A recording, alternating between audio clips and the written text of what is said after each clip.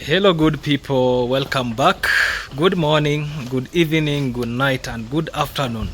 Remember, I go by the name Lumumba Jr.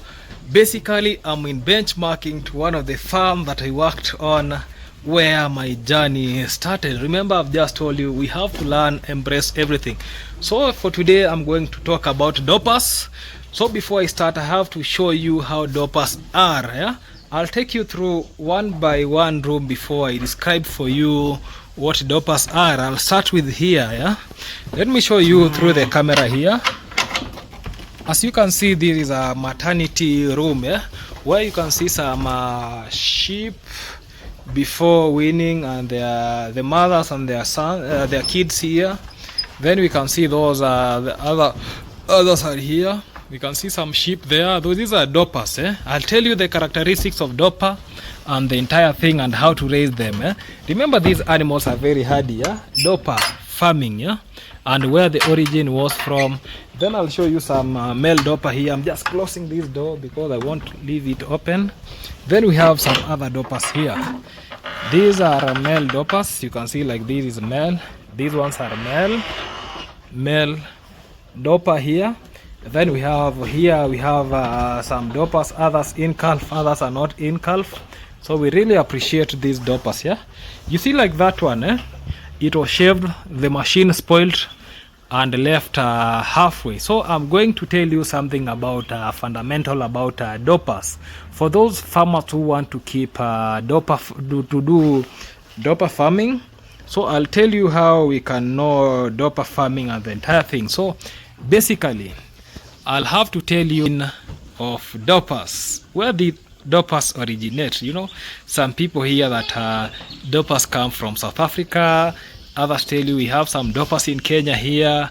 Actually, the origin of these Dorpers, let me show you. Dorpers originated from South Africa, where it was a cross between Dorset Horn and Blackhead Persian. So when I talk about blackhead, yeah, this is the characteristic of Dorper. You can see a black head, but sometimes you can even get a Dorper that is white in color, purely white in color. What is the purpose for this, keeping these Dorpers? Yeah, in terms of keeping these Dorpers, the purpose is for meat production, because I'll tell you the reason why they are good for meat production. Yeah.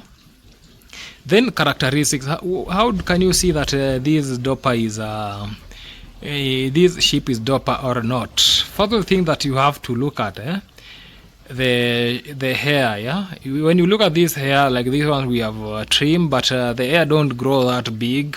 Okay, you can see as compared to Merino and the other breeds of these sheep, the hair is not that much big. No shearing required for us in sometimes. Another thing, characteristic about this Dorper, you can see like that is meshing while just standing. Yeah, they have good mothering ability. Yeah, they keep their kids very well. They grow faster growth and early maturity. That's why people are embracing Dorper keeping. Yeah, another thing, they're very hardy and adaptable to dry climate. Yes, that is why a lot of people keep Dorper. So I'll start by discussing something about the requirement for Dorper sheep, where I'll talk something about housing. Yeah, what you can see here, this is a housing structure for these Dorpers that we have here. Remember that this project started from sheep before they came to animals, because that space for calves there is not enough, so other calves are brought here. You see, these are calves here these are around 3 months old, these calves. So they stay here because we don't have they don't have enough space. So I'm going to tell you about housing system. Yeah, one of the things that you have to do, yeah, make sure that you have a shed, simple shed with good ventilation. You see like these ones, all of these is ventilation. Air freely flows from outside to here. You can see air can flow, and the advantage of putting shelter up here is because of advanced weather where we have rain and extreme sunshine. Then at least in terms of unit per square that you should for requirement for this, at least 1.2 to 2 meters for every sheep. So that says, what do I mean? Yeah, for every 1 to 2.2 meters square per adult, that means that is the recommended space it is required for one. Like this one, yeah? You can see a lot of space here for running, doing the entire thing. So that's enough space for these all of them. In terms of feeding, yeah, where like these ones, these Dorpers are in zero grazing. I'll tell you how we do these. All they do this feeding here, and what you can do when you want to keep these animals as maybe semi-intensive, and others maybe when you are grazing them. We're talking about an enclosed like this. So like these ones, mainly these animals are grazers, but can be supplemented, because like this one, they feed on hay, sometimes on silage and crop residue there. In terms of maybe supplementation supplements, they're be giving, they also in their feed, we try as much as possible, because they're in zero grazing. They will be fed on some cottonseed cake, canola, sunflower, and mineral blocks. Mineral blocks, I can't see, because I can't see some mineral blocks here, but I'll have to inquire about that.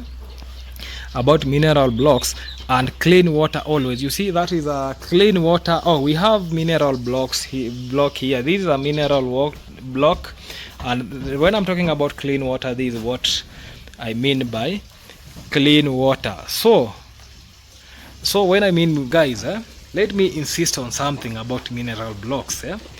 When selecting a mineral block for Dorper or any other sheep, there is something that you have to consider: free from copper.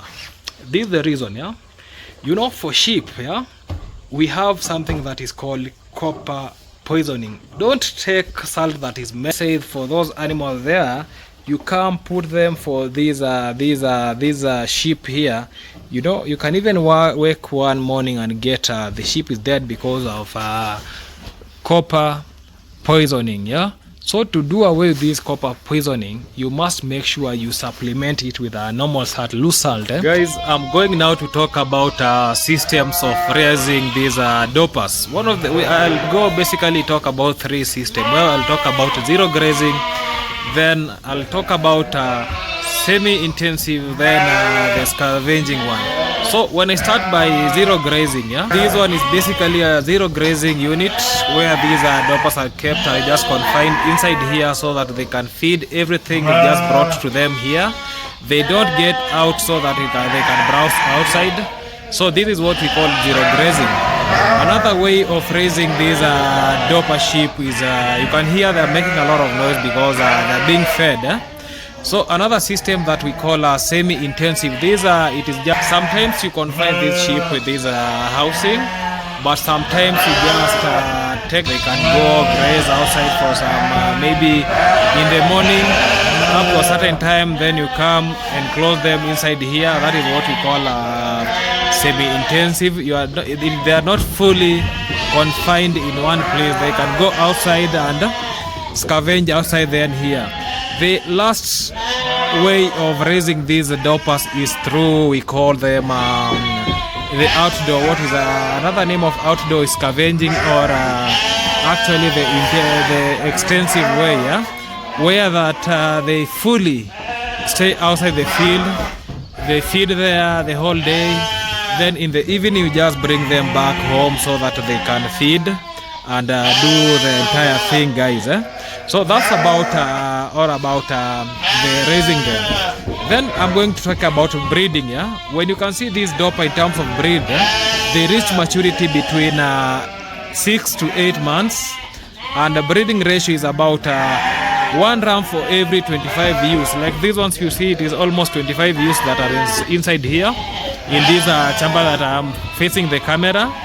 So in this one, so that means that we'll have one male here, but for now we have not put any male because there is no any male inside here, because inside that chamber, because actually, you know, when the sheep is on heat, you can see that one can follow each other, so that with that we usually observe these sheep keenly. One of the reasons is this, why we don't put a male there. Remember, there are some sheep that can be having what we call false heat. When a sheep has false heat, that means that it can show signs of heat. Yeah? Let's say, for example, that we have a male inside there. That sheep has a false heat. So that means that that male will mount on that sheep. Once it mount, remember, when it is pregnant, that means there is a possibility of actually abortion. So that's why we are not mixing the female with the male. So what we do, we gel. After observing them well, is then now we give the male to them. Another thing that I was talking about is just a lambing interval. Yeah, they take around 8 months in calf. With the twins, which is common. Yeah, for Dorper breed, twinning is very common. So like here in the maternity, we have some sheep that has twins. That I think when I was in maternity, I showed you some lambs with dams there inside there. So I'll talk about health management. So for health management, there are some things that you have to do. Yeah. This is about in terms of health management. You have to do a proper wool shearing. The reason for doing wool shearing is because for hygiene purpose. Because a lot of wool. If the sheep has a lot of wool, it means that even for the insect and other pests can actually hide inside there, and also in terms of air circulation in the fleas. They're making a lot of noise. These sheep are very nuisance. They're making noise because it is now feeding time, so they want to be fed. Remember, after this, about the guide for Dorper, I will have another clip about feeding this Dorper, on how to feed them well and have a healthy flock of sheep, guys. You know, this noise is too much. I don't know what we can do. So we're talking about health. Another issue about health is about actually I talk about deworming. You have to make sure that you deworm these sheep regularly. What do I mean by regular deworming? This is after every 3 months. For the bigger sheep, you have to make sure you deworm at every 3 months. And for smaller sheep, you have to make sure you deworm monthly until they attain an age of around 8 months, not an age of around 5 months. Yes, you can now see these sheep are just actually they are silent because after feeding them, it was just hungry, was disturbing them, making a lot of noise and the entire thing, guys. Now you can see the way they are feeding. So I was talking about something like deworming. So in terms of deworming, make sure you deworm your sheep after every 3 months. This is the reason, Okay, before even I talk about the reason of deworming these sheep after every 3 months, for the small sheep, those are the lambs. Make sure you deworm these lambs after actually every month. You have to make sure you have dewormed these lambs. The reason is this, for the bigger flock, the reason why you have to deworm them after 3 months, because you know this kind of breed of sheep, not only Dorpers or sheep, in terms of parasite infestation inside their gut and the entire thing, because once you have the worm overload, you get that they will be deprived in terms of nutrients and the entire thing. So in terms of growth, they will look mushy and the entire thing, so they won't be healthy enough. For the small stock, the reason is this why you have to deworm them regularly, because you see they drink milk from their dam, you see they move up and down, licking on the surfaces and the entire thing. So with that, you get that them being disposed to this worm, it is just actually very rapidly. They can be disposed to these worms. So you have to deworm them well, because once they are disposed to this worm, they will hinder their growth. You can get others stunted. And remember, in terms of actually we call them immunity, not even immunity, something like worm overload. They cannot actually, it will affect them until you get them turning mushy and the entire thing. So about that is very important. Another thing is about even we have some parasites, which worms like Himoncus, that we have a worm called Himoncus concotus. where they affect the sheep, where you see that on their neck here region, it usually swells, and when it reaches that point, death rate is just like a wish. It is just almost 70% of dying, because treating that homunculus, it is not easy, because in the market now we don't have a drug that can treat that homunculus well. What we do is just give what we call preventive measures. Another thing usually affect these sheep is something like cyst, because you know what is cyst, we have something like hydatidosis, like human, the way you see maybe something swollen inside the stomach, then it something you can think that the sheep has tummy, but it has hydatidosis cyst. In terms of diseases, those are actually the diseases that affect these too much. Another thing that I was supposed to talk about is just hoof trimming. You have to make sure that you just trim their hoofs. Hooves are these on their feet. What they step with. Make sure they are properly. Actually, they are trimmed properly, shaped properly, so that they can just even their movement and actually the entire thing. Make sure you do that with a hoof trimmer.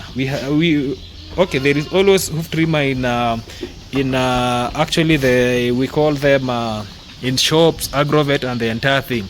Another thing is about observing biosecurity protocol. In terms of biosecurity, make sure they are safe from entire of the thing. That means in terms of hygiene, in terms of people getting into where they stay and the entire things. That is what about biosecurity. So I'm going to talk about marketing and profitability. So for Dorpers, you can sell for meat at local butcheries, maybe hotels, and even export market. The reason why people demand of keeping these Dorpers is very high, because of the export market for meat and the entire thing. Because currently we had a market for actually transporting sheep from Kenya to Arabic countries, but we couldn't sustain that market because it is in high demand. Another thing is a high demand for Dorper meat due to tenderness and flavor. If you have ever tasted meat from these Dorper sheep, they look tender, then they are very soft, and in terms of actually eating, it has a lot of flavor, very sweet indeed. So that tell you about these Dorpers. Another thing that somebody can consider is something like a value addition, which is possibly through live weight sales or packaged meat. Somebody can decide all the licenses and the entire thing, so that you can do value addition. You package them, then you sell them. Like in Kenya, we have the Kenya Meat Commission, where they do that to, maybe I know about cattle, it's been done that, so it is being packaged and the entire things, and being prices, because once value is added, it means even value in terms of money is added. So advantage of keeping this Dorper, the first advantage is this: it is less labor intensive than dairy or poultry. Imagine your work is just to come here, feed them. Apart from this noise, they make a lot of noise, but not as compared to goats and maybe poultry. Even poultry make a lot of noise. Remember, poultry can even start. We call it crowing. The cocks, they start crowing early in the morning, disturbing you. Even for this, when they are hungry, they will disturb you. So so that means these ones, it is at least this one.